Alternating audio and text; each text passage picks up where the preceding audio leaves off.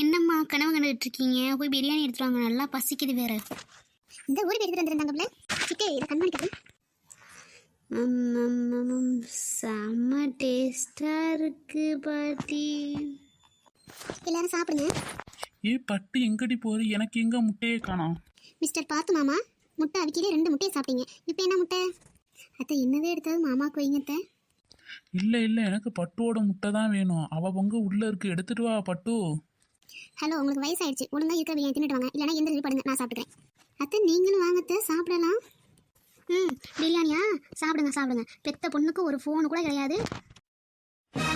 நான் பாப்பாவுக்கு ஒரு பிளேட் பிரியாணி எடுத்துட்டு வாங்க சாப்பிட்றதுக்கு.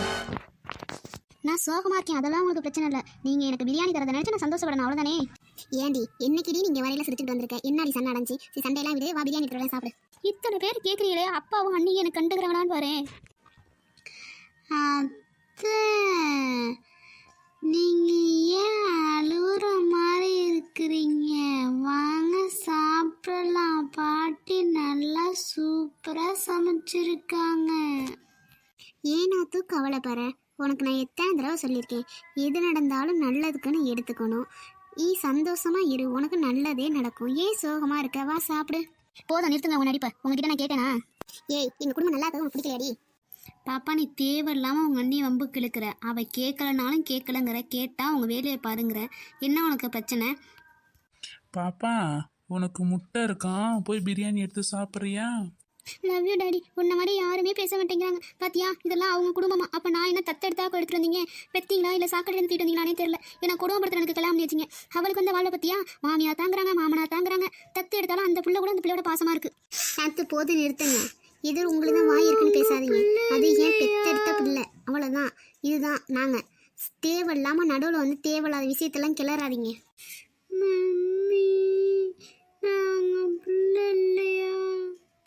பாப்பா, இதுக்கெல்லாம் நீ அழுகக்கூடாது. யாரு சொன்னால் நீ என் செல்ல குட்டி தான். இங்கே பாரு திவ்யா, ரொம்ப பேசிக்கிட்டு இருக்க நீனு. ஒடுங்க மரியாதையாக போயிடு. டேய், நீ கொஞ்சம் நிறுத்துடா. உனக்கு என்ன திவ்யா வேணும்? போய் ரூம்ல இரு. நான் ஆமாத்த, போய் உங்கள் ரூமில் உட்கார வச்சு நல்லா சாவசமாக பேசுங்க. இப்படி வந்து எல்லாரும் இருக்கிற நேரத்தில் இப்படியா வந்து பேசுவாங்க? என் பொண்ணு எப்படி அழுதுகிட்டு போகிறா பாருத்தீங்களா? நீங்கள் நேரம் கலந்துலாம் பேசாதம்மா, போய் படுமா போமா. என்னதான் இருந்தாலும் அது உங்கள் பொண்ணு, நான் மருமகள்ல, அதான் இப்படி பேசுறீங்க. என் பொண்ணையும் அழ விட்டுட்டீங்க. நான் எங்கள் அம்மா வீட்டுக்கு கிளம்புறேன். சாரி பாட்டி, நான் எங்கள் அம்மாச்சி வீட்டுக்கு போகிறேன். இனிமேல் நான் இங்கே இருக்க மாட்டேன். போதுமா திவ்யா, போதுமா? என் பொண்டாட்டியும் போயிட்டா, என் பிள்ளையும் போயிட்டு. ஒரு நாள் நிம்மதியாக இருக்க முடியல. மாதத்தில் ஒரு வாரம் இங்கே வராமல் இருக்கிறியா? வாரத்துக்கு ஒரு நாளாவது இங்கே வந்து குடும்பத்தில் குட்டையை கிளப்பிட்டு போயிடுறேன். நான் என்னென்ன பண்ணேன்? இனிமேல் என் மூஞ்சிலே முழிக்காதப்ப. ஸ்ரீ, ரொம்ப பேசுகிறேன் நீ. போது நிறுத்துங்கம்மா. உங்கள் பொண்ணை தூக்கி தலையில் வச்சு கொண்டாடிக்கணும். நானும் என் மாமியார் வீட்டிலே போய் இருந்துக்கிறேன். திவ்யா, நீ பேசுனது தப்பு, சரியா? பட்டு நீயும் ரொம்ப ஓவரா போற. நான் வெளில போயிட்டு வரேன். இப்போ போதுமா திவ்யா? இதுக்கு தானே நீ ஆசைப்பட்ட?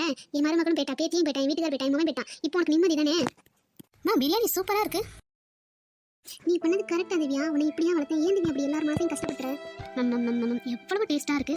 சரி, என்னதான் பிள்ளையோ தெரியல, எல்லாரும் சாப்பிடல, மனசு வந்து நீ சாப்பிட போறேன். இங்கே பாருமா, 2 நாள் ஆச்சு நான் சாப்பிட்டு. உன் மறுநாள் இந்த தாங்குற ஒரு வார்த்தை சொன்னது கோச்சிட்டு போறா. என் மாமியா நீ எவ்வளோ பேச்சு பேச தெரியுமா? என் நாத்தனார் கொஞ்சம் நெஞ்ச பாடுபடுத்தல. நான் எவ்வளோ கஷ்டப்பட்டு அந்த வீட்டில் இருக்கிறேன். ஒரு நான்வெஜ்ஜை கூட நிம்மதியாக திங்க முடியல. அப்படி படுத்துதுங்க. உன் மருமக இதை நான் ஒரு வார்த்தை சொல்லிட்டு ஓடுறா, நீ நட அப்படி அழுகுற. போதும்பா, உங்கள் குடும்பம் மாதிரி இந்த உலகத்திலே இருக்க முடியாது. இருந்தாலும் பரவாயில்ல, பிரியாணி டேஸ்ட்டாக தான் இருக்கு. நாங்கள் பிள்ளை இல்லையம்மா. இங்கே பாரு கண்மணி, தேவையில்லாமல் பேசாத. 10 பிள்ளை பெற்றாலும் நீ தான் என் கண்மணி, என் செல்லக்குட்டி, என் ஃபஸ்ட்டு பொண்ணு. அழுகாத. நீ அழுதுனா அம்மாவும் அழுவேன், அப்புறம் உள்ளே இருக்க பாப்பா தம்பியும் அழுவோம். நீங்கள் 2 பேரும் அழுவாதீங்க, எனக்கு மனசு கஷ்டமாக இருக்குது. வா, உங்கள் அம்மா வீட்டுக்கு போகலாம். அம்மா வா, அம்மாச்சி வீட்டுக்கு போகலாம். அத்தை போகிற வரைக்கும் அங்கே இருக்கலாம். சரி, நீ அழுகாத, அப்போ தான் நம்ம ஊருக்கு அழைச்சிட்டு போவேன்.